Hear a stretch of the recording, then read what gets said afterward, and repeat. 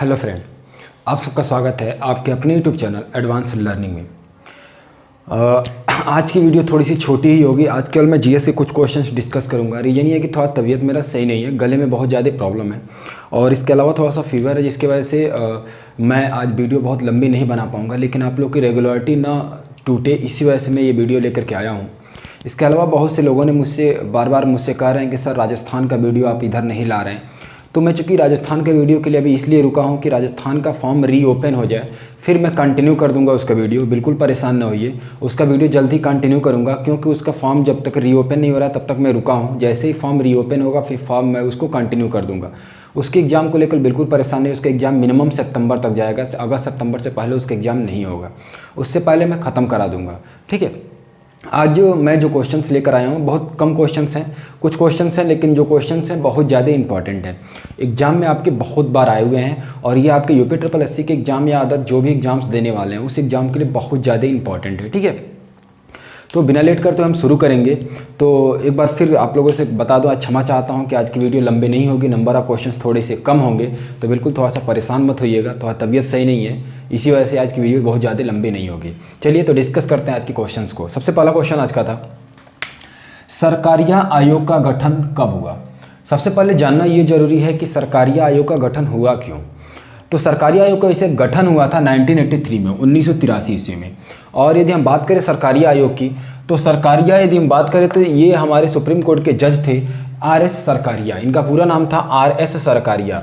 इसका गठन करने का रीज़न बस इतना था कि राज्यों और हमारे केंद्र और राज्यों के मध्य अंतर्राज्यीय संबंध को स्थापित करने के लिए सरकारी आयोग का गठन किया गया था। कि मतलब कि ये क्लियर किया जाए कि सरकारी आयोग जो गठित हो रहा है, इसका मतलब बस इतना था कि राज्यों और केंद्र के मध्य यदि कोई विवाद होता है, यदि कोई प्रॉब्लम्स होती है, तो उसका सलूशन कैसे निकाला जाए, इसके लिए आपका सरकारी आयोग द्वारा का गठन किया गया। और उसने अंतर्राज्यीय परिषद के गठन की बात कही थी, जिससे केंद्र और राज्य के मध्य यदि कोई प्रॉब्लम्स होती है तो उसको सुलझाया जा सके। बात करते हैं कि सरकारी आयोग जो गठित हुआ था उसमें 3 मेंबर थे, 3 सदस्य थे। याद रखिएगा कब गठित हुआ, 1983 में इसका गठन हुआ। ठीक है, 1983 में इसमें गठन हुआ। इसमें 3 सदस्य थे। 3 सदस्य में एक तो सरकारिया थे, दूसरे हमारे थे शिवरामन। मैं लिख दे रहा हूँ, शिवरामन दूसरे थे। और जो तीसरे थे उनका नाम था, मैं लिख दे रहा हूं, SR सेन। तीसरे कौन थे, SR सेन थे। मतलब 3 सदस्यीय समिति का गठन हुआ था। सरकारी आयोग जो था वो 3 सदस्यीय था। एक में RS सरकारिया थे, दूसरे हमारे शिवरामन थे और तीसरे कौन थे, SR सेन थे। गठन कब हुआ था, 1983 में। 1983 में गठन हुआ था और अक्टूबर 1987 ईस्वी में इसने अपना रिपोर्ट प्रस्तुत किया। सरकारी आयोग ने अपना रिपोर्ट का प्रस्तुत किया अक्टूबर 1987 ईस्वी में। और बता दें कि इसमें जब उन्होंने रिपोर्ट दिया तो उसमें 247 सूत्रीय मांग की बात की थी। 247 उसमें अलग अलग चीज़ों को बताया गया था। 247 सूत्रीय वर्ड का प्रयोग किया गया था, मतलब कि 247 सूत्र का बात की गई थी। ठीक है, और यदि हम बात करें इसमें, तो चूंकि इसको पूर्णतः लागू किया गया 1988 में, 1988 ईस्वी में। याद रहेगा कब लागू किया गया, 1988 ईस्वी में। आपका गठित हुआ तो 1983 में, 87 में रिपोर्ट प्रस्तुत किया गया, लागू कब किया गया, 1988 में। और इसके अंतर्गत कितने सूत्रीय मांग की बात की गई थी, 247। कितने सदस्य थे इसमें, 3। कौन कौन से, RS सरकारिया, शिवरामन और SR सेन। ये 3 हमारे सदस्य इसके थे। ठीक है, इसका काम किस लिए था, अंतर्राज्यीय परिषद के गठन की बात इसने कही थी। मतलब केंद्र और राज्यों के मध्य संबंध को सही तरीके से संबंध स्थापित करने की बात इन्होंने की थी। ठीक है, आते हैं नेक्स्ट क्वेश्चन पे।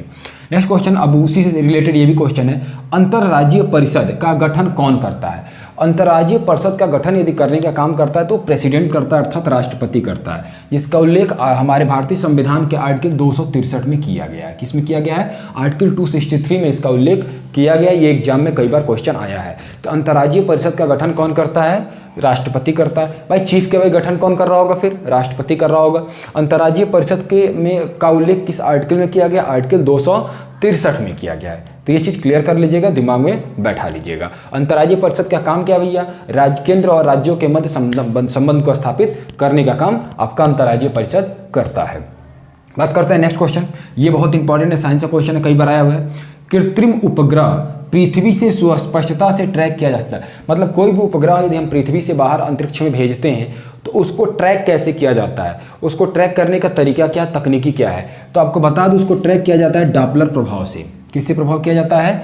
डॉपलर प्रभाव से उसको ट्रैक किया जाता है। ये इंपॉर्टेंट है, ये चीज़ याद रखिएगा, कई बार एग्जाम में आया हुआ है। अब बात करते हैं कि डॉपलर कर्व से किसकी सहायता से? डॉपलर कर्व की सहायता से आपका यह आपको ट्रैक किया जाता है। चलिए नेक्स्ट क्वेश्चन है, भोपाल गैस त्रासदी, भोपाल गैस दुर्घटना 1984 में एक बहुत भयंकर घटना हुई और यह हुआ कब? 2-3 दिसंबर 1984 को ये घटना घटी राजधानी, मध्य प्रदेश की राजधानी भोपाल में। कब घटी? 1984 में, 1984 में। ये घटना ये घटी कि वहाँ पर मिथाइल आइसोसाइनेट का रिसाव हुआ, जिसके कारण वहाँ पर लगभग वहाँ पे एक मिल में आपका क्या हुआ? मिथाइल आइसोसाइनेट का आपका रिसाव हुआ, जिसकी वजह से लगभग 15,000 लोगों की मृत्यु हो गई थी। तो उस दिन को हम लोग गैस त्रासदी या हमारे भोपाल त्रासदी या काला दिन के नाम से भी जानते हैं। ठीक है, चलिए बात करते हैं आगे नेक्स्ट क्वेश्चन की। नेक्स्ट क्वेश्चन हमारा है एलपीजी सिलेंडर के रिसाव से उत्पन्न दुर्गंध। मतलब एलपीजी सिलेंडर आप लोगों ने देखा होगा, एलपीजी सिलेंडर में जो रिसाव होता है, कभी कभी गैस निकलने लगता है, तो जो उसके दुर्गंध होता है, उस दुर्गंध किसके कारण होता है? इथाइल मारकैप्टन की वजह से। इथाइल मारकैप्टन बाद में मिलाया जाता है, ठीक है, इथाइल मारकैप्टन की वजह से दुर्गंध होता है। अब चूंकि बात करते हैं कि एलपीजी किसके मिलाने से बनता है, एलपीजी किसके संयोग से, किसके मिश्रण से बनाया जाता है, तो याद रखिएगा बनाया जाता है आपका प्रोपेन, मैं बता दे रहा हूँ, प्रोपेन एग्जाम में आया हुआ ये, ब्यूटेन,